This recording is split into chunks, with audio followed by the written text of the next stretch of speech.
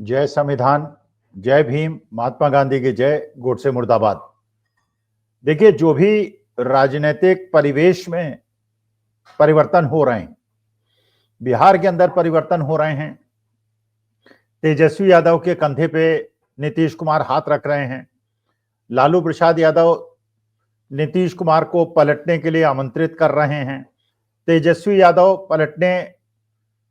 के बावजूद उनके साथ खड़े होने को तैयार नहीं हैं। पप्पू यादव जो वहां बच्चे आंदोलन कर रहे हैं बीपीएससी के एग्जामिनेशन के लीकेज की वजह से, प्रशांत किशोर हड़ताल पे बैठे हैं। बच्चों के ऊपर जिस प्रकार से लाठीचार्ज हुआ, पानी फेंका गया, ये सब चीजें आप लोगों को पता है। आपने ये भी देखा कि महाराष्ट्र के अंदर क्या राजनीतिक परिवेश चल रहा है। एक तरफ एकनाथ शिंदे जब वो ट्रांसपोर्ट मिनिस्टर थे, उन्होंने जो निर्णय लिए थे, अब देवेंद्र फडणवीस ने मुख्यमंत्री बनने के बाद उस पर रोक लगा दी है और जांच बिठा दी है। इसका माने तलवार उन्होंने एकनाथ शिंदे के ऊपर लटका दी है कि हमने तुम्हें मुख्यमंत्री से उप मुख्यमंत्री भी बना दिया,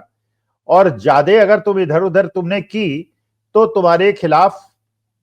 हमने पूरी तैयारी कर ली है तुम्हें जेल भेजने के लिए, और तुम्हारे सहयोगी तुम्हारा साथ छोड़ देंगे, सब भारतीय जनता पार्टी के साथ आ जाएंगे। इसलिए तुम जरा सोच समझ के निर्णय कोई लो। शरद पवार के लिए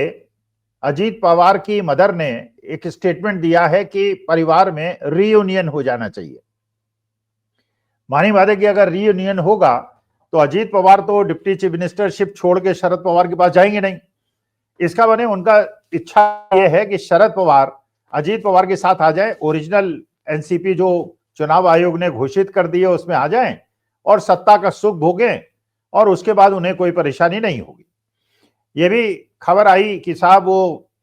संजय राउत साहब का शायद मातोश्री के अंदर कुछ उनके साथ दुर्व्यवहार हुआ। अब मेरे पास पुष्टि नहीं है तो मैं तो नहीं कह सकता, जो वीडियो मैंने देखे हैं उसके अनुसार। अब हुआ कि नहीं हुआ मुझे नहीं पता। और यह भी पता चला कि सामना के अंदर ये लेख लिखा गया कि जो सावरकर के खिलाफ लोग आरोप लगा रहे हैं उस पे ये हो सकता है कि शिवसेना उद्धव ठाकरे साथ छोड़ दे इंडिया गठबंधन का। तो इसका माने सारी ऐसी गतिविधियां चल रही हैं। इसका मतलब अडानी जी का भारत की राजनीति पे प्रभाव धीरे धीरे असर दिखा रहा है। और ये बात किसी से छिपी हुई नहीं है कि चाहे वो अडानी जी हो, चाहे वो भारतीय जनता पार्टी हो, चाहे मोदी जी और अमित शाह हो, चाहे गुजरात लॉबी हो, इनका अंतर संबंध है। तो नीतीश कुमार को भी मैसेज दे दिया कि तुम्हारे लल्लन सिंह और संजय झा हमारे साथ हैं तो ज्यादा तुम पलटने के चक्कर में न रहो। चिराग पासवान को भी मैसेज दे दिया, उनके खासम खास आदमी पे ईडी की रेड हो गई। एकनाथ शिंदे पे को भी मैसेज दे दिया कि तुम्हारी जो ट्रांसपोर्ट मिनिस्ट्री के निर्णय थे उस पर रोक भी लगा दी है और उस पर जांच भी बिठा दी है, तुम भी सोच समझ के निर्णय लो। तमिलनाडु के अंदर डीएमके के मेंबर ऑफ पार्लियामेंट के घर में भी ईडी की रेड्स हो गई हैं, तो डीएमके को भी भारतीय जनता पार्टी ईडी के माध्यम से मैसेज दे रही है। अरविंद केजरीवाल आरएसएस से गुहार लगा रहे हैं। वो आरएसएस जिसने 2013-14 में कांग्रेस को पदस्थ करने के लिए, पद से हटाने के लिए और उनके खिलाफ आंदोलन अन्ना हजारे का जो चला था, उसके सबसे बड़े जो लाभार्थी थे वो अरविंद केजरीवाल थे, और उसके बलबूते पे वो चीफ मिनिस्टर बने। वो दूसरी बात है कि अन्ना हजारे ने केजरीवाल का साथ छोड़ दिया और केजरीवाल ने अन्ना हजारे का साथ छोड़ दिया। लेकिन ये बिल्कुल ममता बनर्जी ने भी एक प्रकार से इंडिया गठबंधन, फिर आम आदमी पार्टी ने कह दिया कि कांग्रेस को इंडिया गठबंधन से बाहर कर दो। माने वही एक कांग्रेस पार्टी और राहुल गांधी और सोनिया गांधी और गांधी परिवार, जो एकमात्र परिवार ऐसा था इंडिया गठबंधन में या सत्ता पक्ष में जो अंबानी जी के बेटे की शादी में नहीं गया, अनंत अंबानी की शादी में नहीं गया, बाकी सब लोग गए। चाहे वो बड़े बड़े नेता हों, शरद पवार हों या एनसीपी के लोग हों या इंडिया गठबंधन किसी के भी लोग हों, केवल एक गांधी परिवार था जो नहीं गया। तो आज के तारीख में अगर किसी ने भी अडानी जी के खिलाफ, अडानी अंबानी के खिलाफ मोर्चा खोल रखा है तो वो राहुल गांधी हैं। और राहुल गांधी के खिलाफ भी अंदर कांग्रेस बहुत सारे ऐसे लोग हैं जो अडानी अंबानी जी के लाभार्थी हैं, तो वो भी राहुल गांधी के इस मुहिम में साथ नहीं दे रहे। तो बहुत सारे इंडिया गठबंधन के लोगों ने भी कहा कि हम राहुल गांधी के इस विषय में नहीं है, हमारे अपने अदर इश्यूज हैं, we are not much concern about Adani. तो मुझे ऐसा लगता है ये बात तो बिल्कुल पक्की है कि भारतीय जनता पार्टी, गुजरात लॉबी और अडानी जी का, तो अडानी जी को अगर नुकसान होगा तो पूरा का पूरा जो कैश फ्लो है और जो एक पूरा पैसे का तंत्र इलेक्शन के अंदर काम करता है वो अडानी जी पे बहुत ज्यादा निर्भर करता है, चाहे वो पीएम केयर फंड हो, चाहे वो चुनावी बॉन्ड हो, चाहे नाम किसी का भी हो, लेकिन एक बहुत बड़े पूंजीपति ग्रुप का उसके अंदर कंट्रीब्यूशन रहता है। पता है 13,500 करोड़ रुपए पीएम केयर फंड में आए, किसी को नहीं पता वो पैसे किसके हैं, वो चाहे दाऊद इब्राहिम के हैं, ड्रग स्मगलर्स के हैं, किसी को नहीं पता। लेकिन वो स्रोत भी नहीं बताना है क्योंकि साहब वो अब तो सैया भय कोतवाल तो डर काहे का वाला हिसाब किताब है। तो मुझे नहीं लग रहा है कि भारतवर्ष के अंदर जिस प्रकार से भारतीय जनता पार्टी ने सारी संस्थाओं पे कब्जा कर लिया है और अडानी जी के पैसे के माध्यम से लोगों के पुराने इतिहास के रिकॉर्ड्स उनके पास हैं, उससे कब्जा कर लिया है, तो मुझे नहीं लग रहा कि हिंदुस्तान के अंदर बहुत ज्यादा परिवर्तन और बहुत ज्यादा कपकपी चढ़ने की राजनीतिक परिवेश में कोई हो रहा है। लेकिन मुझे ऐसा लगता है कि मोदी जी का और भारतीय जनता पार्टी का और अमित शाह साहब का भारत के संस्थाओं पे तो कंट्रोल है, यहां के राजनीतिक दलों और नेताओं पे तो कंट्रोल है, लेकिन विदेश में अभी यह कंट्रोल स्थापित नहीं कर पाए। इसके बावजूद कि प्रयास सारा हुआ, श्रीलंका के अंदर प्रयास हुआ, आपको पता ही है, पावर प्रोजेक्ट के लिए अडानी जी के लिए मोदी जी ने प्रयास किया था और वहां पे सरकार बदल गई, इसी चक्कर में सरकार बदल गई और वो अडानी जी का प्रोजेक्ट जो है फंस गया। इसी प्रकार से बांग्लादेश के अंदर पावर का प्रोजेक्ट लगाया गया, बिजली बांग्लादेश को दी गई और एक कॉन्ट्रैक्ट कराया गया शेख हसीना से। पिछले 10 महीने से शेख हसीना हिंदुस्तान के अंदर बैठी हैं, तो रोहिंग्यास को तो हिंदुस्तान में आने की मनाही है, लेकिन वहां के एक्स प्राइम मिनिस्टर को 10 महीने से भारतवर्ष ने शरण दे रखी है, पूरे विश्व में जिसे किसी ने शरण नहीं दे रखी है। केन्या ने, आप जानते ही हैं, प्रोजेक्ट को कैंसिल कर दिया है। ऑस्ट्रेलिया में भी जो खदानें दी गई थी अडानी जी को, उस पर भी वहां आंदोलन चल रहा है। यही इजराइल के अंदर भी आंदोलन चल रहा है, कनाडा के अंदर पंगा चल ही रहा है, बहुत ज्यादा पंगा चल रहा है और वहां जो छात्र और वहां के जो भारतीय मूल के लोग हैं वो परेशानी में हैं। अब जो सबसे बड़ी समस्या है वो अमेरिका के अंदर। देखिए, ये कहा जा रहा था कि बाइडेन साहब से मोदी जी के बहुत अच्छे संबंध हैं। अच्छा, ये भी रहस्योद्घाटन हुआ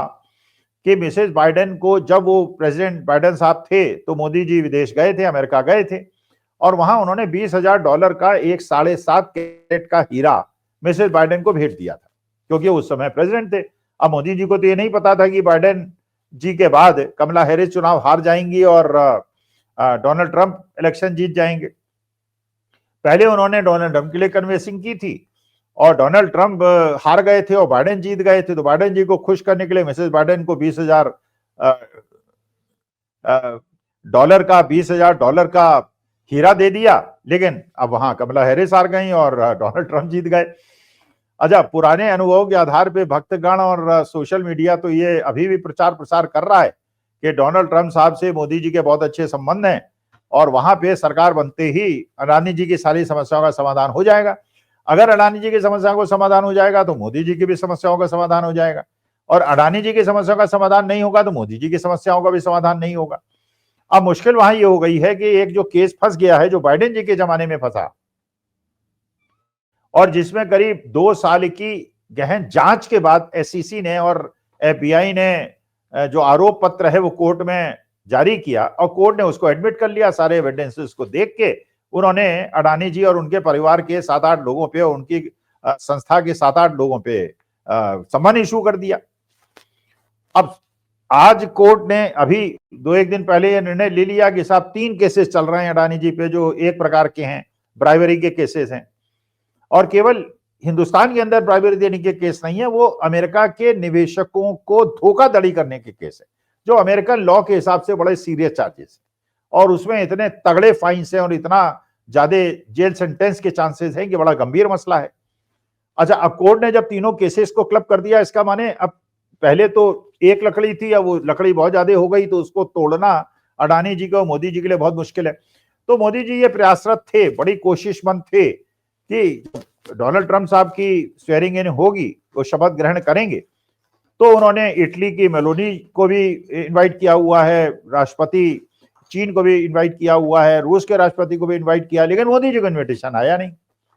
अगर मोदी जी को इनविटेशन नहीं आता और मोदी जी वहां नहीं जाते और फोटो शूट में नहीं दिखाई पड़ते और हंसते और झप्पी लेते दिखाई नहीं पड़ते, तो भारतवर्ष के अंदर जो उनके समर्थक हैं वो कैसे दिखाएंगे कि मोदी जी और अडानी जी, डोनाल्ड ट्रंप की बहुत अच्छी दोस्ती है।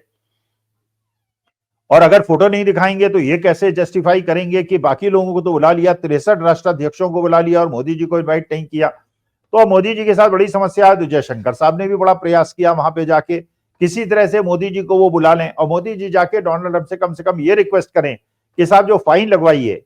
कोर्ट के माध्यम से वो कम लगवा दीजिए, बहुत ज्यादा फाइन ना लगवा दीजिए, क्योंकि वहां के कानून के अनुसार अगर 2250 करोड़ का घूस का मसला है और अमेरिकन इन्वेस्टर्स को ड्यूब करने का मसला है, तो वहां के कोर्ट के नियमों के अनुसार दो ही तरीके हैं, या तो आप अपनी गलती स्वीकार कर लीजिए, माफी मांग लीजिए और फाइन दे दीजिए, कंपाउंडिंग करा लीजिए। अगर फाइन देंगे तो इतना बड़ा फाइन होगा वो कि उस फाइन को भरने के लिए ही अडानी जी को अपने सारे करीब करीब काफी शेयर बेचने पड़ जाएंगे, और अगर वो शेयर बेचेंगे तो शेयर मार्केट अडानी जी का क्रैश कर जाएगा, और जब क्रैश करेगा, शेयर गिरना शुरू होगा अडानी जी का, तो सारे जो बाकी इन्वेस्टर्स हैं, तो जिस दिन माफी मांगने की बात आई उस दिन शेयर मार्केट चाहे गिरे ना गिरे, अडानी जी के शेयर 70-80% जरूर गिर जाएंगे, और उसके बाद उन सारे राजनीतिज्ञों के भी शेयर गिर जाएंगे जिन्होंने अडानी जी पैसा लगाया है। और देश के अंदर भी ये वैसे चला जाएगा कि अडानी जी ने माफी मांगी, इसका माने वो दोषी थे, और दोषी थे तो उनको भारत के अंदर सेबी क्यों मचाने का प्रयास कर रही थी, और ईडी उन पे क्यों नहीं इंक्वायरी कर रही थी। और अगर वो कोर्ट में कंटेस्ट केस नहीं करते तब तो ठीक है कि आपने माफी मांग ली और दंड दे दिया, लेकिन अगर आप कोर्ट में केस कंटेस्ट करेंगे और 1.5 साल मान लीजिए केस चला और उसके बाद आप दोषी बन गए तो आपको जेल जाना पड़ेगा। तो अब भारत के अंदर ये प्रश्न उठाया जाएगा कि भाई आपने यहां तो ईडी की इंक्वायरी कराई नहीं, सेबी इंक्वायरी में भी लीपापोती कर ली और अमेरिकन कोर्ट से आपको दंड मिल गया और आप जेल चले गए। तो माफी मांगे तो भी परेशानी है, माफी न मांगे कंटेस्ट करें और जेल जाना पड़े तो भी परेशानी है। तो माननीय मोदी जी की इच्छा थी कि डोनाल्ड ट्रंप से पुरानी दोस्ती का वास्ता देके उनको स्वेरिंग इन सेरेमनी में बुला लिया जाए, जिससे वो कुछ सेटिंग कर पाए, लेकिन अब वहां और जिस प्रकार से Kenya, Sri Lanka, Bangladesh, Australia, Israel, Canada, America, हर जगह पंगा फंस रहा है, तो हिंदुस्तान के अंदर ये भी एक्सप्लेन करना बड़ा मुश्किल हो रहा है कि हमारा डंका कहाँ बोल रहा है। अच्छा, अमेरिकन वहां पे जो गवर्नमेंट है उन्होंने इस चीज पे बड़ा ऑब्जेक्शन किया है कि भारत के सोशल मीडिया में ऐसा फैलाया जा रहा है जो अमेरिका एक डीप स्टेट है और भारत के खिलाफ षड्यंत्र रच रहा है। तो अमेरिका जैसे डेमोक्रेटिक देश और बड़े डेमोक्रेसी के अंदर ये है कि भाई वो तो कभी नहीं कहते कि इंडिया जो है एक डीप स्टेट है। तो अगर आपका पूरे विश्व के अंदर आधे देशों से पंगा चल रहा है तो समस्या तो है। तो मुझे ऐसा लगता है कि आज के राजनीतिक परिवेश में भारतवर्ष के अंदर से उतनी चुनौतियां शायद मोदी जी को नहीं है, लेकिन जो असली चुनौतियां हैं वो अंतर्राष्ट्रीय जगत से हैं, क्योंकि ये फाइनेंशियल इंस्टीट्यूशन का मसला है। जिस तरह से विदेशी निवेशक पैसा बेच रहे हैं और उनके बेचने की वजह से जिस प्रकार से रुपया जो है डॉलर की तुलना में कमजोर होता जा रहा है, 86 रुपए के आसपास पहुंच गया है। और ट्रंप जी की शपथ लेने के बाद जिस प्रकार से वो वहां पे टैक्सेस लगाने की बात कर रहे हैं, अपनी इंडस्ट्री को फायदा देने की बात कर रहे हैं, और इंडिया और चाइना से इंपोर्टेड सामान पे टैरिफ को बढ़ाने की बात कर रहे हैं, तो उससे रुपया और ज्यादा कमजोर होगा और भारत की अर्थव्यवस्था और ज्यादा खराब होने की संभावना है। परमेश्वर करे ऐसा ना हो और डोनाल्ड ट्रंप साहब थोड़ा सा हल्का हाथ रखें भारतवर्ष पे, जिससे कि हमारे देश के अंदर जो अंदर की समस्याएं तो सारी संस्थाओं पे कब्जा करके भारतीय जनता पार्टी ने निपटा लिया है, लेकिन विदेश से जो ये चैलेंजेस आ रहे हैं इसको कैसे निपटाएंगे ये मुझे भी अभी समझ में नहीं आ रहा है। नमस्कार, धन्यवाद, प्रणाम।